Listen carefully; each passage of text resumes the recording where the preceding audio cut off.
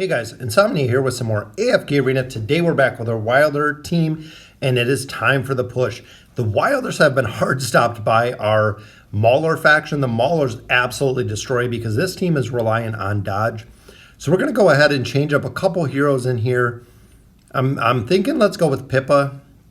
Pippa-Tassie combination, very, very strong because they will actually cast her sleep twice. So Pippa will prioritize casting her sleep, and Pippa's a hero we don't use very much. Just crowd controlled Thor in there. We should be able to get this one down. There we go. Saurus got it done. The very, very last one standing. So looking here, 33 million damage from Iran. Even though he did die slightly early, still doing a considerable amount of damage on this team. The Lyca Iran shell, very, very powerful. This is the combination not only in PvP, but running through the campaign. For Iran to really, really shine, you do need Lyca in the combination. Almost 40 million damage there to go ahead and vortex the enemies before they get to attack because of the haste that Lyca is bringing when she enters into the battlefield. So throughout this, we are going to switch up the teams a couple times, use a couple heroes that we usually don't see. And I love Pippa. Pippa seems really strong. I know we do need her furniture a little bit higher and her signature item a little bit higher. That way we can continue to build her. But it brings us to 30-4. Dealing with Nara, we're going to put Iran up front. So we're actually swapping the position a little bit. I was hoping we'd get the Vortex because essentially in that combination that you see in there, Nara will pull in Iran, resulting in kind of throwing off the whole entire Vortex, still doing 40 million damage there versus those targets to take down our first boss stage. Brings us to 30-5. Again, still dealing with Nara. This time we're going to swap out Pippa, and I'm going to put in Gorvo. Gorvo with his ability to shield and stun. Boom. If you've seen right there, he landed right in the middle of the map, allowing the stun to hit a majority of the heroes, stunning them. So essentially everyone, when they hit Iran, they were already stunned in the back line. That way, Iran does not just die. We'll see it again. Boom, the pull in, the stun. One hero on the top, either the 3 position, the top right, or the bottom right, 3 or 5 position, you want to get banished. In that one specifically, we had Belinda that got banished, meaning that of the 5 heroes, we had 3 that Iran has pulled in. There's the Belinda banish again, allowing her to not do anything. So she was actually sitting there all by herself, not doing anything because she is completely crowd controlled. 30-8, so our next boss stage here.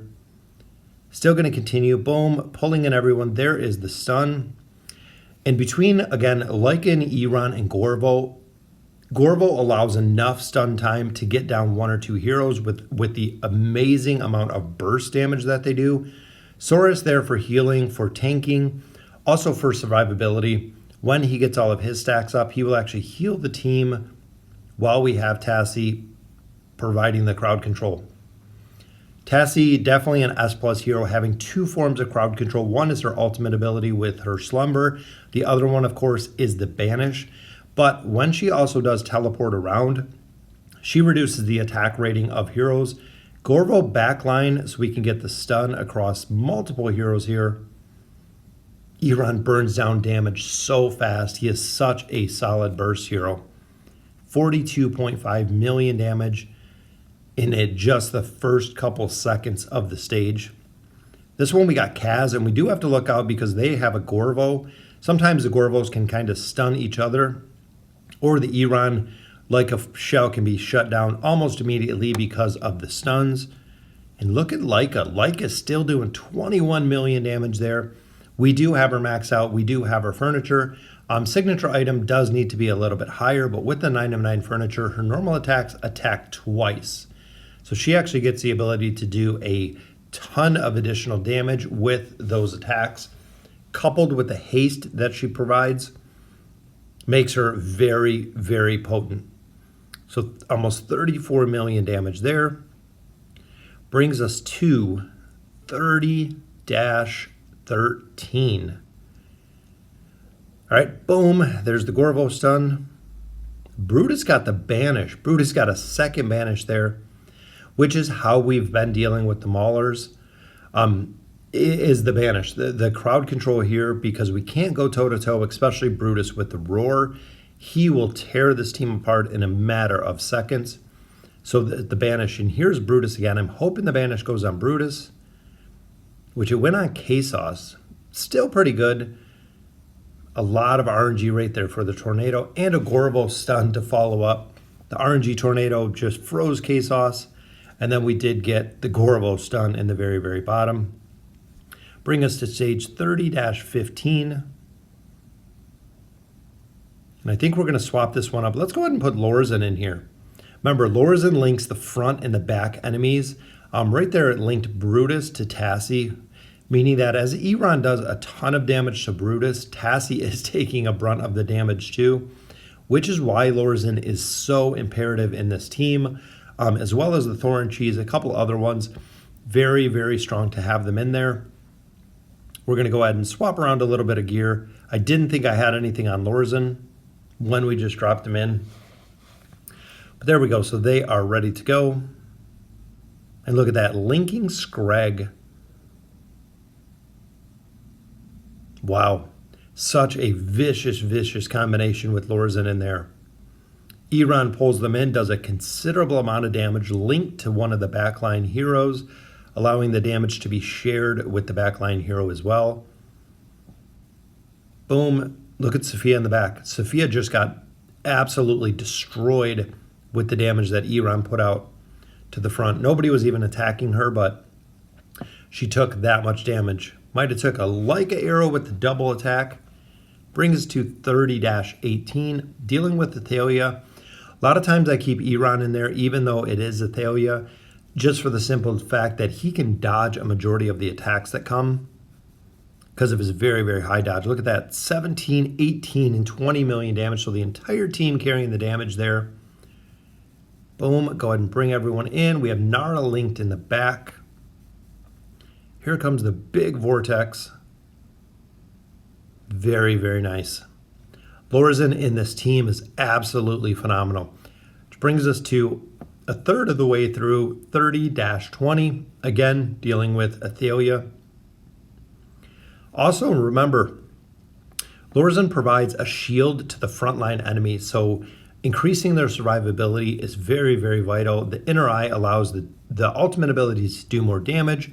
Look at that, 37 million damage, 28 million from Leica, doing a ton of damage. So that brings us a third of the way through this chapter at this point. There's our reward. So we're going to go ahead and do some summons. So we're going to stop the progression right there. We're going to go ahead, do a couple summons. We got quite a few rare stones, couple elites. I'm hoping we pull some wilders out of these, which we get double Mauler. Not what I wanted to see, but double Mauler is what we pulled. So let's go ahead. Got another copy of Titus. I believe that's going to allow us to get Titus all the way up to Ascended, but we do have a couple pulls here to continue to build, continue to finish out these 5-star wilders. The first pull, we get an elite, very, very nice. It is a copy of, look at that, an Orthos. Wow, an Orthos from Companion Points. That is absolutely amazing.